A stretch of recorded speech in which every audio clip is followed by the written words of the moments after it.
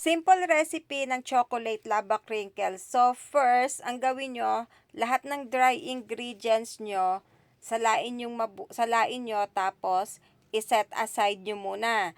And then pagkatapos nyan, mag-ano kayo ng egg, vanilla, and then oil at saka white sugar. I-cream nyo siyang mabuti hanggang matunaw yung sugar. Pagkatapos, ihalo nyo na yung dry ingredients nyo. And then, i-mix nyo siyang hanggang ma-well combine. Pagkatapos, ilagay nyo sa freezer for 30 minutes o kaya 2 hours if sa fridge lang. And then, pag na-chill na, mag-scoop kayo ng 45 grams, ibilugin nyo, and then i-coat nyo ng powdered sugar. Tapos, i-press nyo sa gitna. Gumamit ako ng half TBSP na measuring cup dyan. Then, i-bake nyo na siya sa 180 degree for 13 minutes. While baking, gawin nyo naman yung chocolate ganache nyo. So, mahinang apoy lang pag niluto nyo, tapos wag nyo titigilan ng halo hanggang lumapot siya. Tapos, palamigin nyo. Pag lamig niya,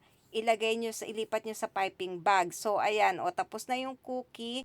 Habang mainit pa, i-press nyo ulit yung gitna ng cookie kasi medyo umalsa yan ng binik. Tapos, palamigin nyo na lang. Pag malamig na, at saka nyo ilagay yung chocolate ganache na ginamit nyo. Ayan, may masarap na kayong chocolate lava crinkles.